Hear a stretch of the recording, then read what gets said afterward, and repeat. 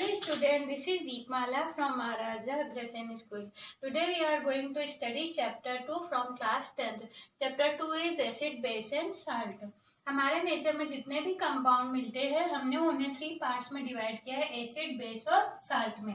सबसे पहले आज हम पढ़ेंगे यहाँ पर एसिड के बारे में। एसिड की जो प्रॉपर्टी है उसमें फर्स्ट प्रॉपर्टी आती है कि जो एसिड है वो टेस्ट में जो है वो सोर होते हैं। एसिड जो है टेस्ट में सोर होते हैं। आप किसी भी एसिड को, माइल्ड एसिड को, जैसे नींबू में होता है, संतरे में होता है, टमाटर में होता है, इन अगर एसिड को हम टेस्ट करें तो ये जो एसिड होते हैं ये स्वाद में खट्टे होते हैं।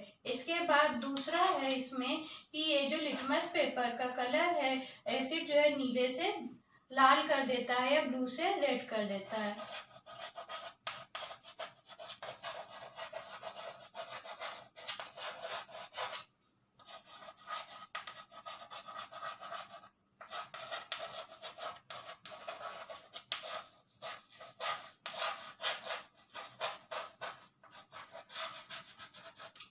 थर्ड प्रॉपर्टी है, एसिड जब भी पानी में घुलता है तो ये H+ आयन रिलीज करता है।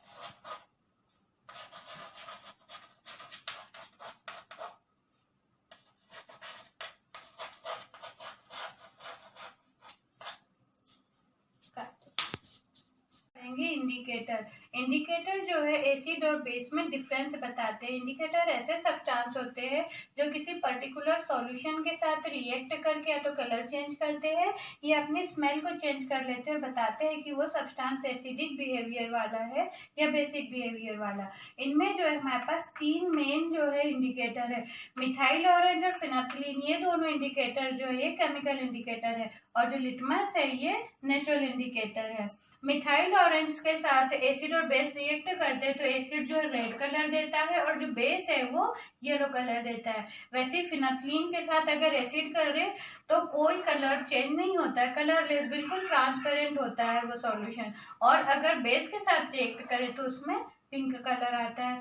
वैसे जो लिटमस है, लिटमस जो है पर्टिकुलर रिएक्ट नहीं करता है, ये एक पेड़ से निकाली हुई डाई है। इस डाई के अंदर पेपर जो है डाल के स्ट्रिप्स बनाते हैं और उन स्ट्रिप्स से जब चेक करते हैं तो जो लिटमस है वो ब्लू, लिटमस जो है वो रेड हो जाता है और जो अगर बेस है तो जो है रेड लिटमस है वो ब्लू में चेंज हो जाएगा। ऐसे कुछ और जो नेचुरल इंडिकेटर है उसमें आ जाता है onion, flavour, red cabbage, China rose etcetera.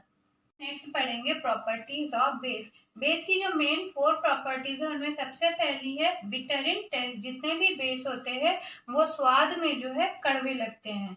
दूसरा सोपी इन टच। जब भी इन बेसेस को छू कर देखते हैं हाथ में तो ये हाथ में जो है झाग बनाते, साबुन की तरह ये झागदार लगते हैं और चिकने होते हैं।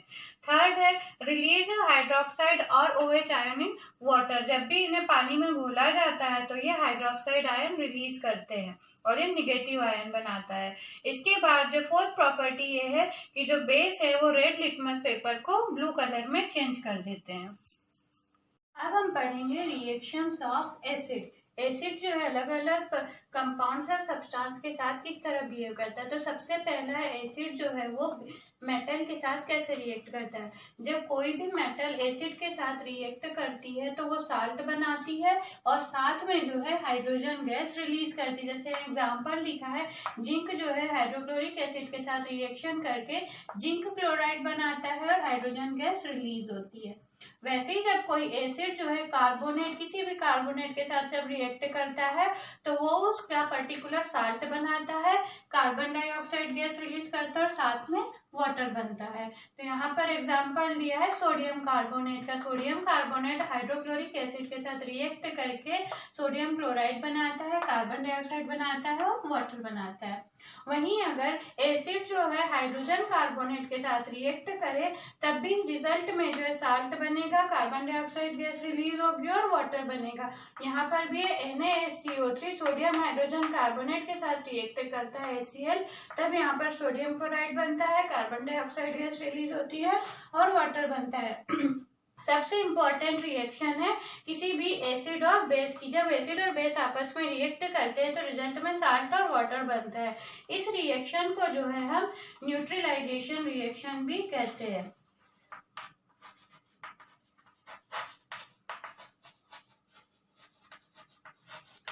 यहाँ पर जो है सोडियम हाइड्रोक्साइड के साथ जब हाइड्रोक्लोरिक एसिड रिएक्ट करता है तो सोडियम क्लोराइड और वाटर बनता है। इसे हम न्यूट्रलाइजेशन रिएक्शन कहते हैं। इस रिएक्शन में कुछ क्वांटिटी में जो इसके साथ हीट भी प्रोड्यूस होती है। देखेंगे एसिड किस प्रकार से या कितने प्रकार के एसिड को जो है मेनली जो है दो तरह से होते हैं, स्ट्रॉन्ग एसिड और वीक एसिड। ये जो स्ट्रॉन्ग एसिड है हम इन्हें मिनरल एसिड भी बोलते हैं। ये ओनली 3 है। ये है H2SO4 sulphuric acid, HCl hydrochloric acid और HNO3, इसको हम बोलते हैं नाइट्रिक एसिड।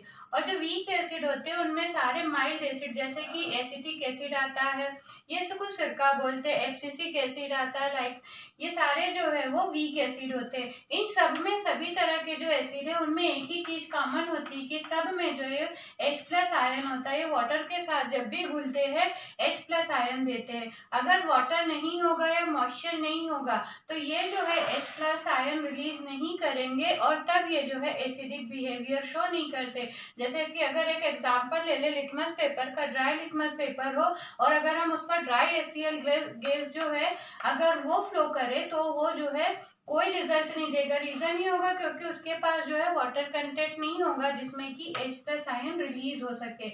इसी तरीके से H+ आयन जो ग्लूकोज में भी होता है, ग्लूकोज का फॉर्मूला है C6H12 और O6। और वहीं एल्कोहल जो होता है उसमें भी हाइड्रोजन आयन होते हैं, लेकिन ये वाटर में रिलीज होने के बाद जो है फ्रीली H+ आयन नहीं देते हैं, जिसके कारण पर्टिकुलर ये सब्सटेंस भी जो है एसिडिक बिहेवियर शो नहीं करते। किसी भी कंपाउंड के एसिडिक बिहेवियर शो करने के लिए मस्ट है कि उसमें H+ आयन बनते हो। अब हम देखेंगे कि एसिड या बेस को किस तरीके से डाइल्यूट किया जाए या ये वाटर के साथ कैसे रिएक्शन करेंगे। जब किसी भी एसिड को वाटर के साथ रिएक्ट करवाते हैं तो ये एक हाइड्रोनियम आयन बनाता है और साथ में क्लोरीन का नेगेटिव आयन बनाता है। हाइड्रोनियम आयन बनाने का रीजन ये है क्योंकि कभी भी जो H2O आयन है ये फ्री स्टेट में नहीं रह पाता है, इसलिए ये जो है वाटर मॉलिक्यूल के साथ मिलकर हाइड्रोनियम आयन बनाता है, जिसे हम जो है H+ आयन की तरह ही मानते हैं।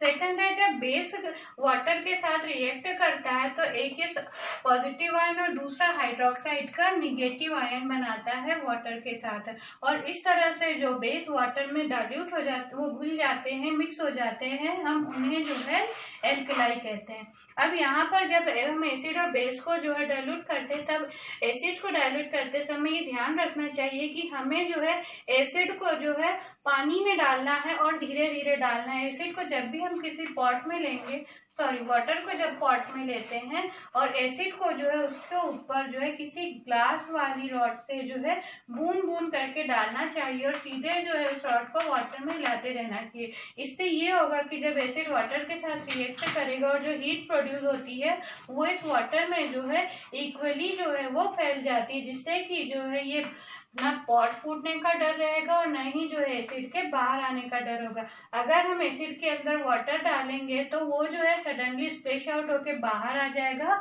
और हम जो है वो जल भी सकते हैं। According to today's lecture, I am giving you some question. You should be note this question in your notebook. First question is, why does an aqueous solution of acid conduct electricity? किसी भी acid का पानी के साथ जो solution बनाते हैं उसमें से इलेक्ट्रिसिटी क्यों फ्लो होती है। सेकेंड है, why does dry HCl gas not change the colour of the dry litmus paper. Dry HCl gas जो है सूखे लिटमस पेपर का कलर क्यों नहीं बदल पाती। और थर्ड क्वेश्चन है, right equation of acid with metal carbonate and base.